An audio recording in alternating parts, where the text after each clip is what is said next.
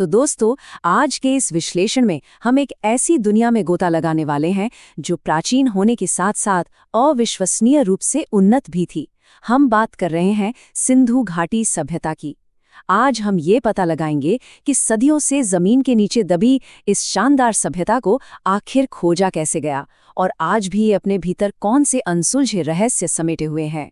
तो चलिए इतिहास के इस रोमांचक सफर पर चलते हैं। हमारा आज का ये विश्लेषण एक दिलचस्प पुरातात्विक जांच की तरह आगे बढ़ेगा। हम इन 5 मुख्य पड़ावों से गुजरेंगे। सबसे पहले खोज, फिर समकालीन दुनिया, हड़प्पा और मोहनजोदड़ो के रहस्य, उनका उन्नत नगर नियोजन और अंत में उनके व्यापार और समाज की संरचना। अब आगे बढ़ने से पहले एक बहुत ही दिलचस्प बात जान लीजिए। क्या आप सोच सकते हैं कि एक पूरी की पूरी विशाल सभ्यता लिखना जानती थी, लेकिन आज तक हम उनके लिखे हुए एक भी शब्द को पढ़ नहीं पाए हैं? इसे ही आद्य ऐतिहासिक काल या प्रोटो हिस्टोरिक पीरियड कहा जाता है। हमारे पास उनके छोड़े गए सबूत तो हैं, उनकी भावचित्रात्मक लिपि भी है, लेकिन वो लिपि आज भी हमारे लिए एक अनपढ़ा रहस्य बनी हुई है। खंड 1, आकस्मिक खोज, एक भूले हुए साम्राज्य को खोजना। जरा सोचिए, इतनी विशाल दुनिया जमीन के नीचे मिली, वो भी बिल्कुल एक इत्तेफाक से। इस समय रेखा को देखिए। 1826 में चार्ल्स मैसन को सबसे पहले कुछ अजीब सी ईंटें मिली।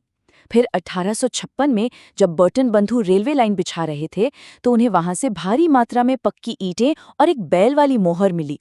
उन्होंने वो ईंटें रेलवे लाइन में लगा भी दी। किसी को अंदाजा ही नहीं था कि वो किस खजाने के ऊपर बैठे हैं।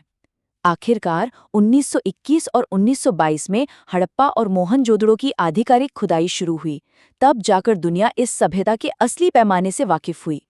अब आप सोच रहे होंगे कि ये सब हुआ कब था। तो कार्बन डेटिंग जैसी सटीक वैज्ञानिक तकनीक के अनुसार इस कांस्य युग के चमत्कार का जो चरम काल था वो 2500 से 1750 ईसा पूर्व के बीच का माना जाता है। यानी आज से हजारों साल पहले ये सभ्यता सदियों तक अपने सबसे उन्नत शहरी स्वरूप में फल फूल रही थी। खंड 2, वैश्विक संदर्भ, प्राचीन दिग्गजों के साथ खड़ी एक सभ्यता। अगर हम थोड़ा पीछे हटकर देखें तो पाएंगे कि सिंधु घाटी सभ्यता दुनिया से कटी हुई कोई अलग थलग जगह नहीं थी। मिस्र और मेसोपोटामिया जैसी उस समय की अन्य महान सभ्यताओं के साथ इनका एक बहुत ही सक्रिय अंतर्राष्ट्रीय व्यापार नेटवर्क था। वे एक दूसरे के साथ लेन देन करते थे। हालांकि चीन की हुआंगहो सभ्यता के साथ ऐसे किसी व्यापार के सबूत हमें नहीं मिले हैं। और इसका भौगोलिक फैलाव, वो तो सच में कल्पना से परे था। लगभग 99,600 वर्ग किलोमीटर का एक विशाल त्रिभुजाकार क्षेत्र। उत्तर में जम्मू के मांडा से लेकर दक्षिण में दैमाबाद तक और पूर्व में आलमगीरपुर से लेकर पश्चिम में सुतका गेंडोर तक। ये अपने समय की किसी भी अन्य सभ्यता के मुकाबले सबसे बड़े क्षेत्र में फैली हुई थी। खंड 3, जुड़वां राजधानियां, हड़प्पा और मोहनजोदड़ो के रहस्य।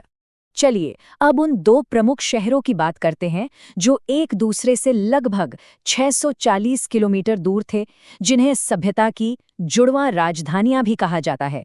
1921 में रावी नदी के तट पर हड़प्पा मिला, जो अपने R37 कब्रिस्तान और खास सेलखड़ी की मोहरों के लिए जाना गया। लेकिन फिर 1922 में सिंधु नदी के तट पर मिला मोहनजोदड़ो। सिंधी भाषा में इसका मतलब ही है मृतकों का टीला, क्योंकि खुदाई में वहां कंकालों का ढेर मिला था। ये उनकी सबसे घनी आबादी वाला शहर था। इनकी वास्तुकला की क्षमता आपको हैरान कर देगी। मोहनजोदड़ो में मिला विशाल स्नानागार, लगभग 11.8 मीटर लंबा, 7 मीटर चौड़ा और 2.4 मीटर गहरा एक शानदार वाटरप्रूफ ढांचा था, जिसमें बाकायदा सीढ़ियां बनी थीं। और उसी के पास था विशाल अन्नागार, करीब 45.7 मीटर लंबा। ये इस सभ्यता की सबसे बड़ी इमारत थी, जिसे अनाज सुरक्षित रखने के लिए बनाया गया था। कमाल की बात है ना? और इतिहास की किताबें आज भी अपडेट हो रही हैं दोस्तों। 2014 में हरियाणा के भिड़ाना में हुए नए शोध बताते हैं कि ये सभ्यता शायद 9000 साल से भी अधिक पुरानी है। वहीं भारत में स्थित राखीगढ़ी अब सिंधु घाटी सभ्यता का सबसे बड़ा स्थल माना जाता है। यानी रहस्य अभी भी जमीन से बाहर आ रहे हैं। खंड 4, उन्नत नगर नियोजन, समय से आगे का सिटी ग्रिड। इन प्राचीन इंजीनियरों की प्लानिंग आज के आधुनिक शहरों को भी टक्कर देती है। उनकी सड़कें एकदम सीधी थीं, जो एक दूसरे को समकोण पर काटती थीं, बिल्कुल शतरंज के बोर्ड की तरह। घरों को एक समान आकार की पक्की ईंटों से बनाया गया था। और सबसे दिलचस्प बात, घरों के दरवाजे मुख्य सड़क की तरफ नहीं बल्कि अंदर गलियों में खुलते थे।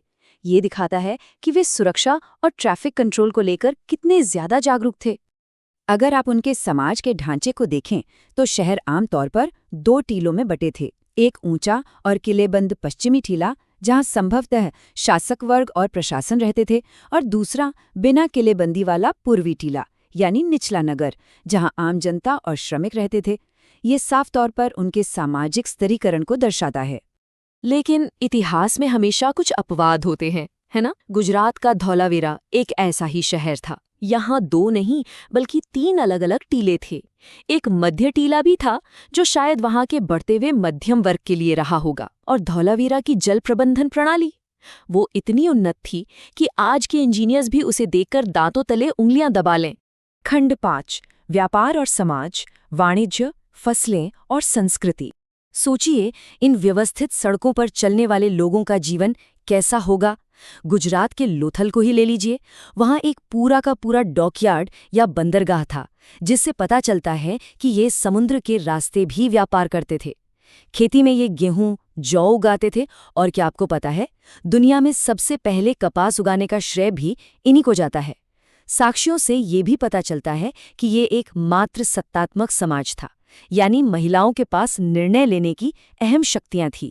इनकी कलाकृतियों पर तो बस नज़र ठहर जाती है। उन्होंने लॉस्ट वैक्स तकनीक से कांसे की एक नर्तकी की बेहतरीन मूर्ति बनाई।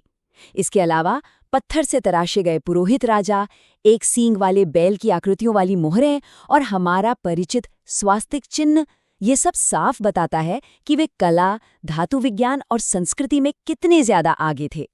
और अंत में ये सब हमें इतिहास के सबसे बड़े और सम्मोहक सवाल पर लाकर खड़ा कर देता है। इतने शानदार शहर, बेमिसाल ड्रेनेज सिस्टम और कभी ना पढ़े गए शब्द पीछे छोड़कर एक पूरी की पूरी उन्नत सभ्यता अचानक जमीन के नीचे